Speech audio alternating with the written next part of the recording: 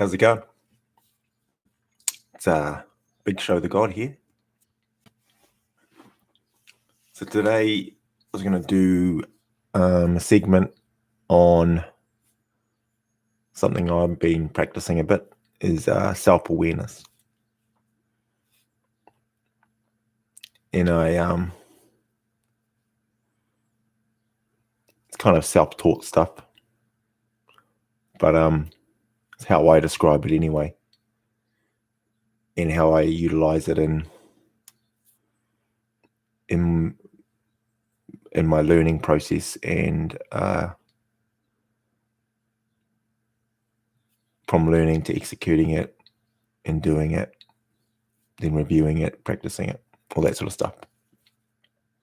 So let's start with self-awareness, what that actually means.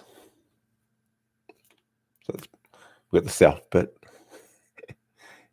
and then there's the word awareness, self-awareness.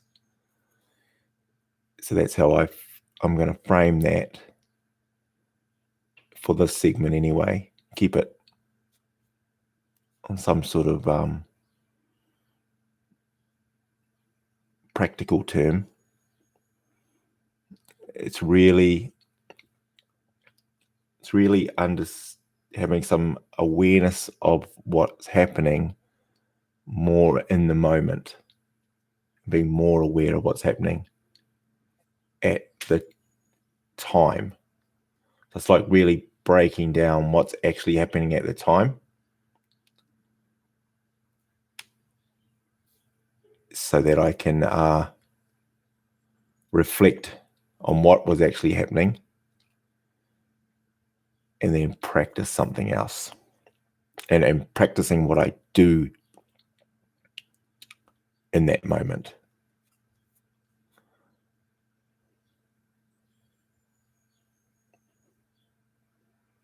So it's breaking down when I'm going to make a decision,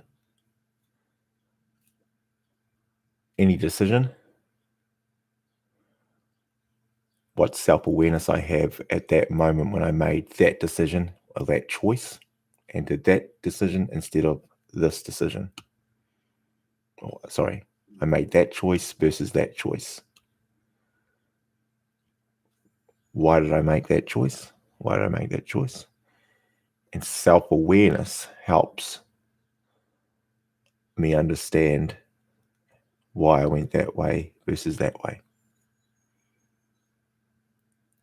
And I think for anybody, you could argue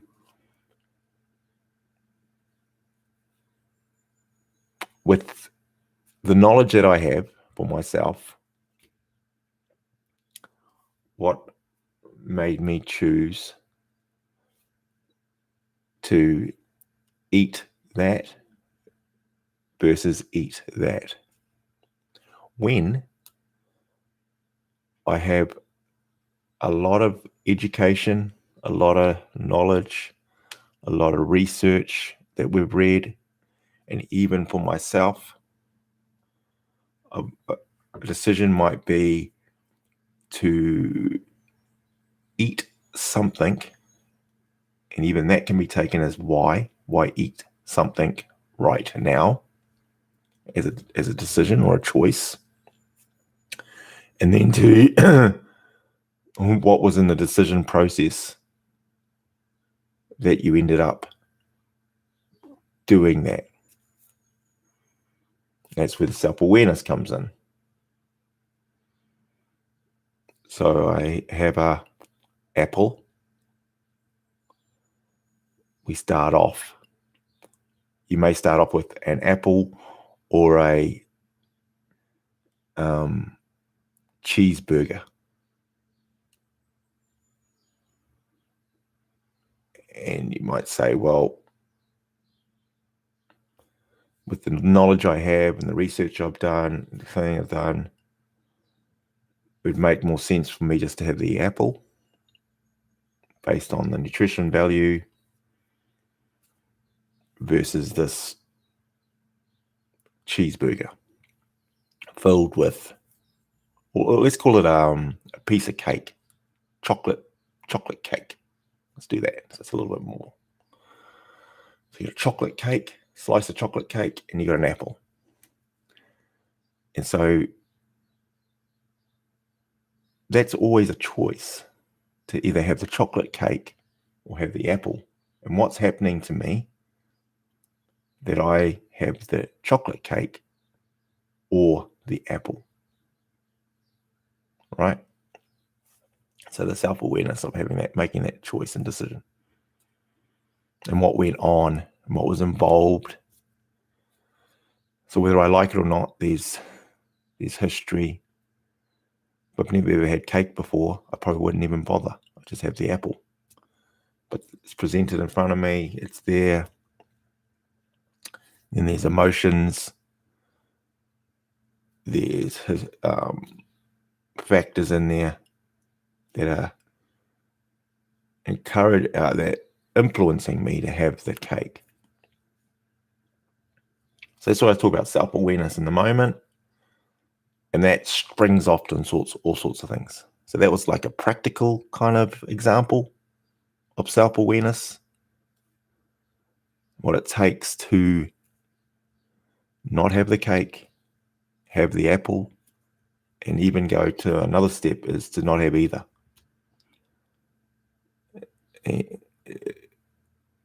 To not have the cake or the apple, right? Choice with the knowledge and education we have, right now, I don't need any food until further in the day. You see, so that's another way of looking at self-awareness. So you break it down from the knowledge you already have. So that's how I use it. So self-awareness I have, so I guess in that little speech there, I had a combination of several mind tools that I try to use. And I keep practicing them. And it's based on all the other stuff I've talked about with reflecting, analyzing, re-looking at it, being curious about how come I made that choice over that choice. Once the decision's made, and then ultimately trying to get some more education, learning something else. And with the self-awareness path, what I've noticed when you're on this kind of mindset, change is more common. Change is more inevitable for me from this process. And as I mentioned before about being comfortable versus being uncomfortable, change is uncomfortable. And so with self-awareness and the mind tools I'm using, it kind of improves my chances of going through that uncomfortable range. And where are my boundaries of uncomfortable? And then what's great about it is I'm open to learning another process or another system to strengthen or layer what I've currently got, because I have a structure already, but I'm not rigid to it. And that, so I look at it at kind of just an evolving kind of process, which kind of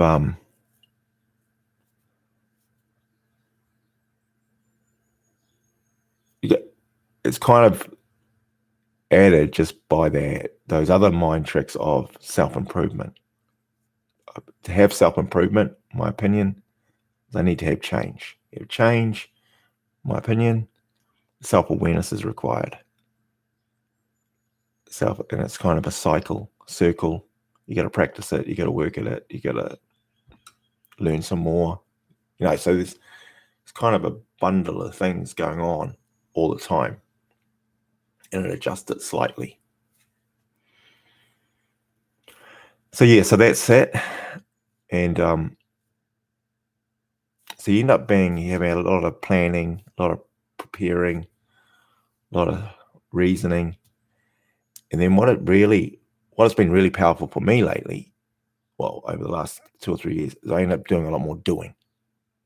A lot more doing it. And then reanalyzing how I do it by the same process. Because at some point, I'm not doing it again. It was one that as a practical one I had here, just popped in my head actually, just as a practical example. I used to do 3 sets of 30 sit-ups every morning. I still do, but as an example, I'd say, okay, I'm capable of doing that. Let's do that. And I'd write it in the calendar, prepared it, planned it, do it. And I actually would do it after a game of squash. So I'd play squash, and I'd focus. That'd be my trigger. Finish squash, do some sit-ups. Always got time before you have a shower. So I'd do it. I'd continue that path for weeks, and I'd document it. Done. So I could see I've done it. But as time went on, I didn't do it. At some point. Now, there's a reason why I didn't do it. So as I mentioned, I'm reasonably good. So Monday, play squash, did it. Tuesday, played squash, did it. I'd tick it. It became a habit. I'd finish. I'd do it. I know I'd have to document it, so I'd do it. Anyway, this can be seen as an excuse. I played squash, finish. I had to go. I had a phone call from work. I had to go do that. So I missed it. So now that's missed. Another day goes by, do it. And for whatever reason, same again. Had some example where I won't do it. Similar to that, right?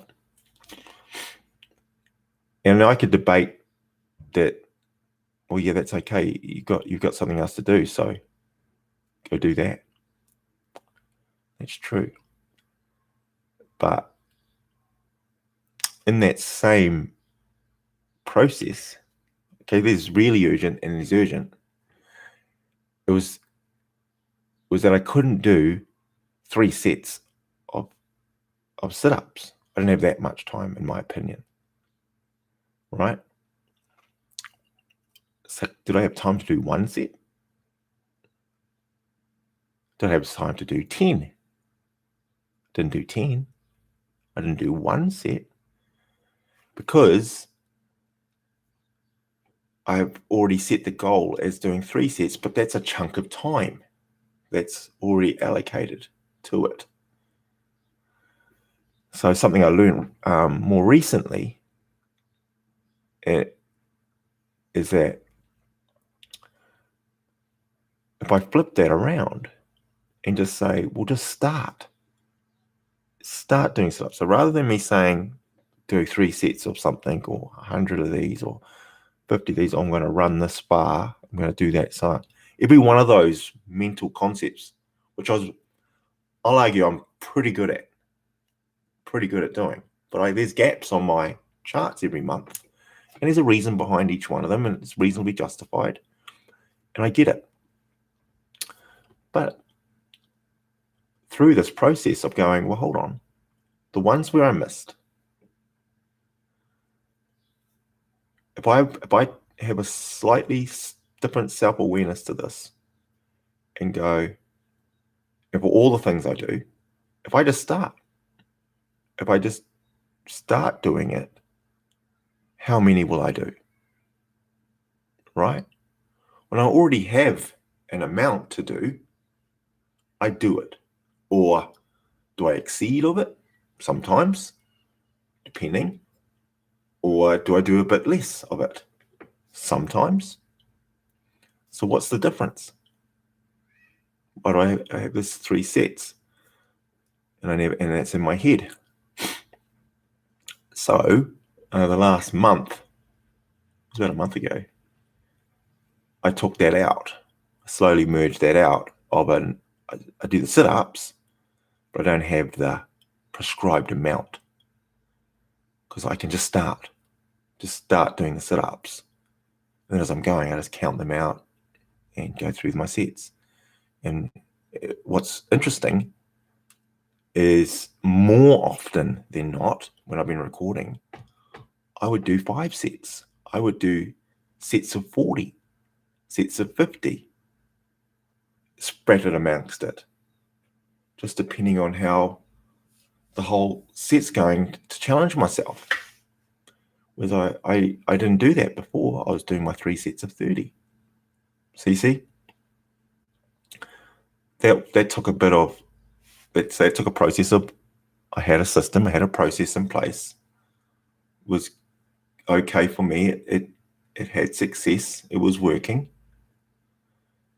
I was seeing results too. I was honestly, my midsection, which is what I've been trying to focus a bit more on, amongst other things, was genuinely and it was.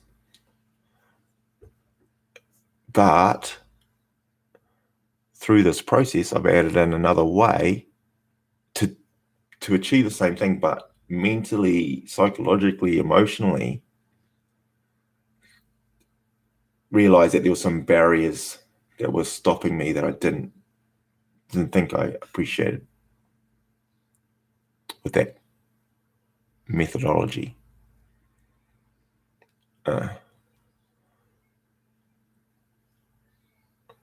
I would think it was a good idea. I notice it now when I do group trainings. I tell them at the beginning, well, let's do 500. Everybody's all wound up and stressed out.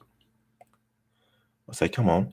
And then we go and we do the 500. And I think, well, seeing that and seeing how you are now, shifts your momentum. And that's true. It does.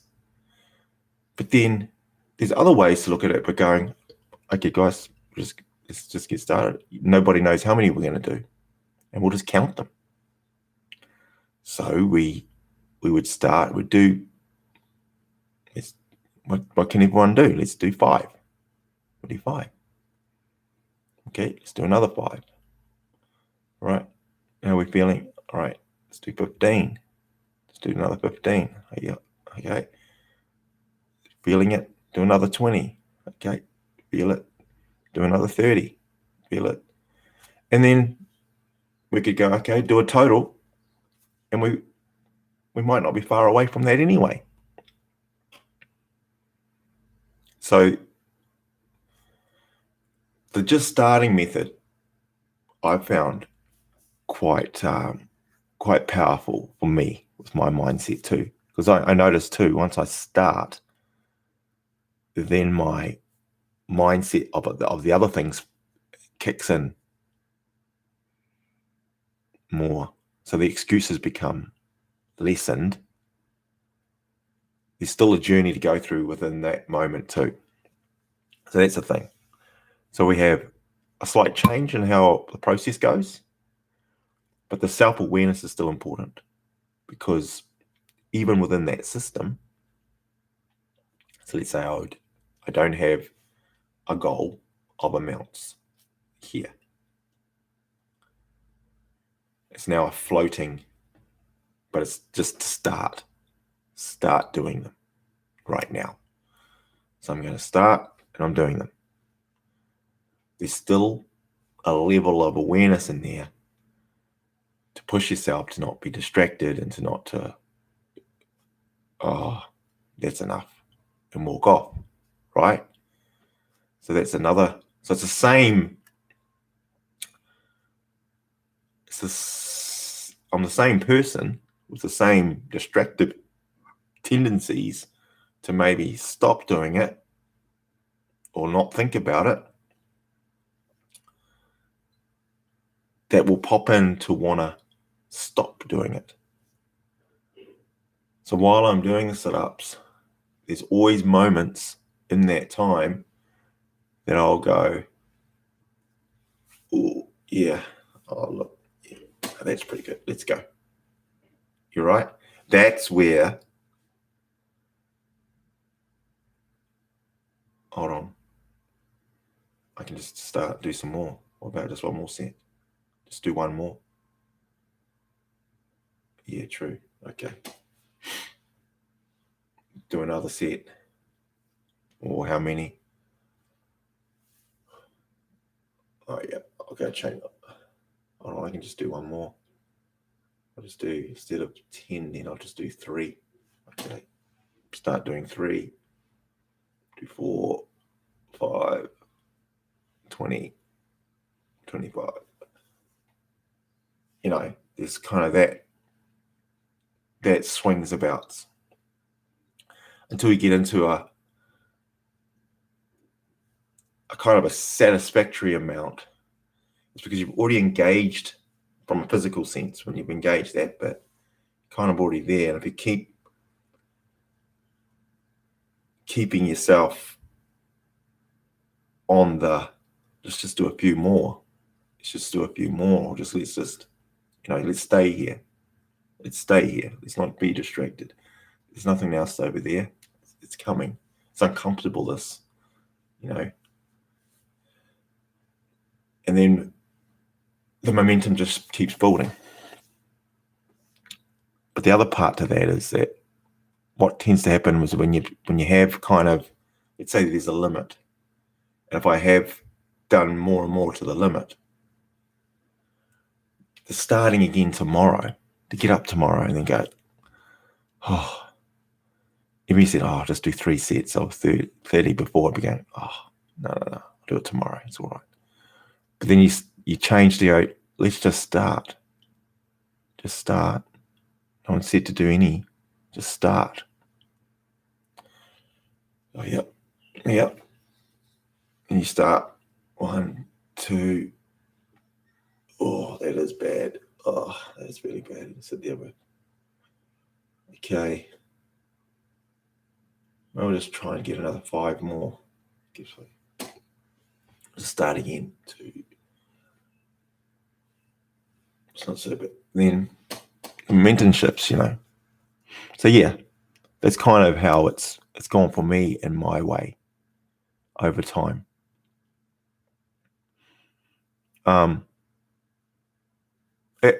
All I'm saying is that's a bit of an adjustment for some change within a framework. I'm still not perfect in that whole framework, but it's having the openness and the awareness to be able to change a framework that works for me, and it transposes onto everything. It's like learning a gym routine, and you're stuck to, you do 3 sets of these, you do 4 sets of those, you do 3 sets of those because someone told you, or you've read somewhere that's the routine you should do.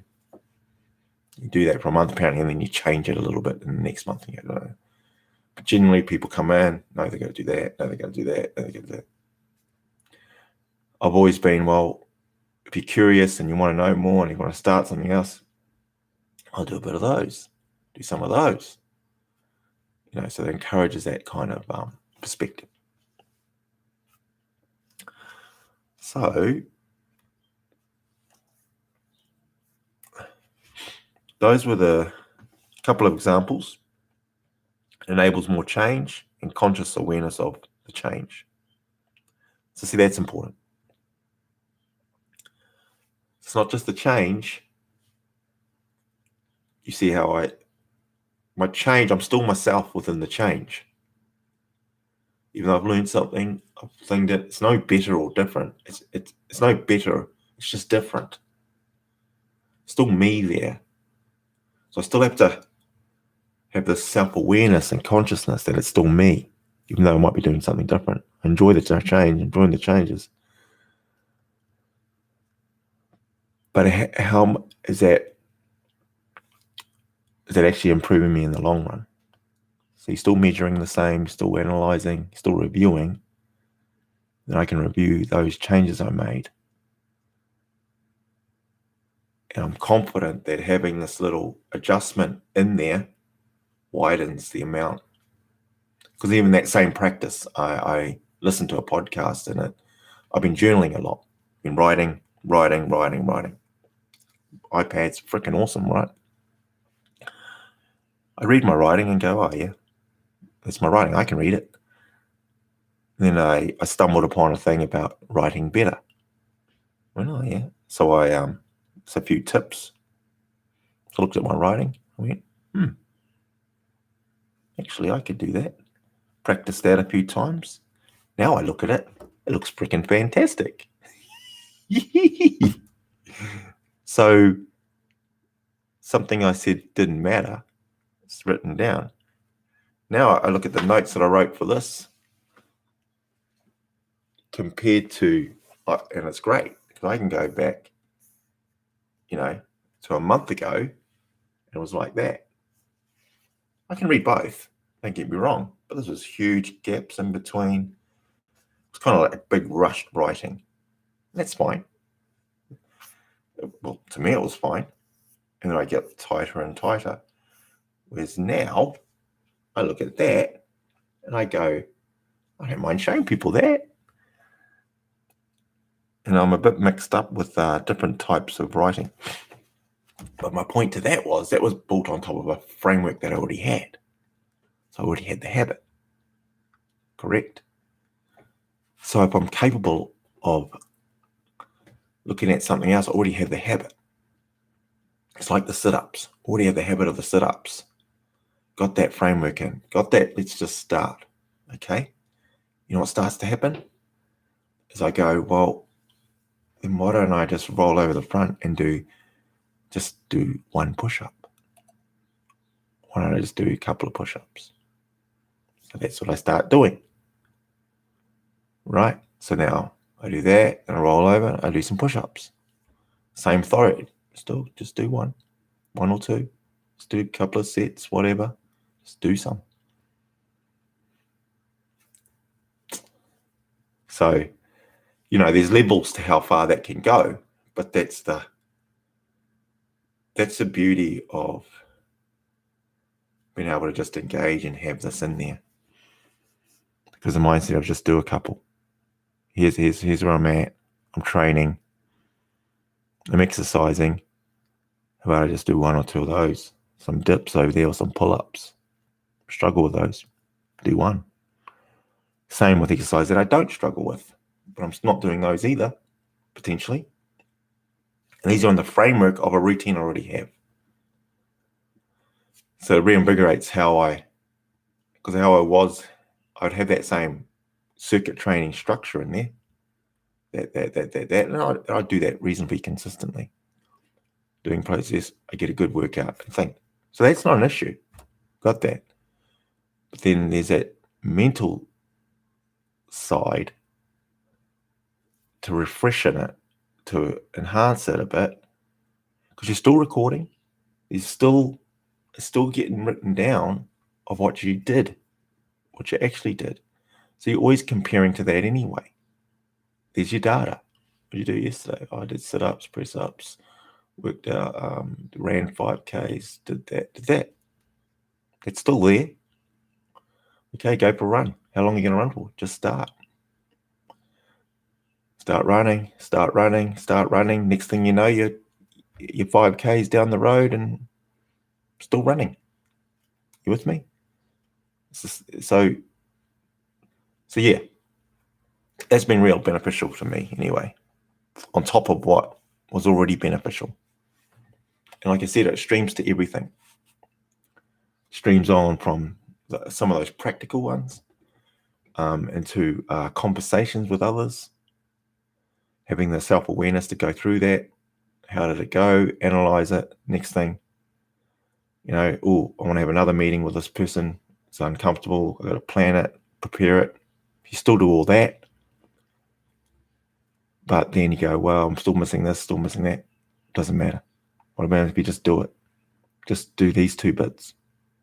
Just start it and see where it takes you. It doesn't have to be perfect. All of a sudden, you're taking out the unknown barriers that you had to have everything already before you presented it.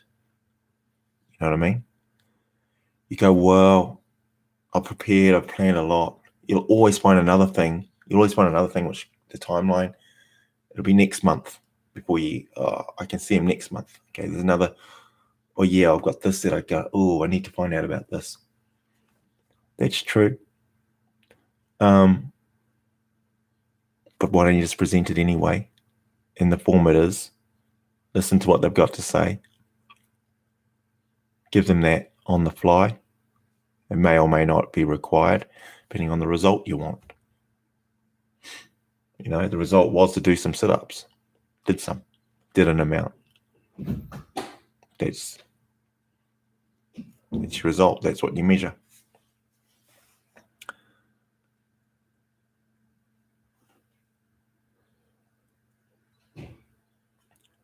So, looking at my notes, that's kind of the areas I wanted to cover. Yeah, when you practice this a lot more, you find, I find listening becomes a lot more of it. The feedback thing. We have feedback. We don't listen, right? So with the self-awareness style, because I know it works, and I know, well, when I took the time to read this, to listen to this podcast about handwriting, now I get the feelings I get when I write my own handwriting now. Freaking hell, that's great. That'll be my new norm. Now that's normal. You know, if another thing pops up with some ideas about something in a few months, I'm not just going to be rigid to no, this is the technique I've got. You know, no, this is the technique. But like, I don't read books. Don't read a book. Okay, why? It's too long, it's too big, blah, blah, blah. It's about this. Didn't really get much fun. Okay. There's a lot of public out there, a lot of personal opinions that I hear and listen to that they read 5 books a frickin' day. But no, it's not for me. Okay. Let's listen to that again. There's lots of prolific people that read lots of books. Am I listening to that again? Why are they mucking around with those books if this doesn't do anything for them? Just for fun? All of them? Just because it's their thing? It doesn't make sense. So you see, you start to kind of break down this whole, this isn't for me. Then what happens is you go, well, let's read a book that I like then. It's a subject that I'm really, really interested in. You can start with a comic or some book on fiction, Star Wars, I don't know. Pick your poison. Get a book of that. Read that. That's one. Okay. Maybe get a subject that's been recommended. Here's a book that was recommended. I read a book, Courage. Was it Bree Brown or whatever? Read that. Okay. Start reading it. Get a bit lost. Whatever. Oh yeah, put it off. Do it another day. I'll read that another time. Made a goal. I'll read it. Never got to it, right? As an example. Well, then I can flick that around now and go, just start reading it. Start reading it tomorrow. Okay, you read a page, 2 pages, you stopped. It's cool. Just read another page. Read 1 page now. True. Start reading it. Maybe read the whole chapter. Take some notes. Get that habit you already have. It's taking notes. What'd you say about that? Take some notes on it. Grows from it. Not just reading the book and moving on. Reading, learning. Take some notes. Read your notes. Your thoughts have gone out of here, onto here. That's interesting. Yeah, I do that. No. Read another few pages. Man, that spurred me on to another few thoughts. So 2 systems merge off one. Just having one, not, maybe you like that. And this happens to the guys that just read books. They read the books, but then they can just say, I read it. It's moved on. Read it, moved on. How much of that do they actually implement? How much of that did they actually utilize and use? Well, you're recalling it all the time in your mind. Maybe you might be missing the point. Maybe you recalled it, but used it out of context. So a lot of those guys I've noticed, or people, not only do that, but they analyze it.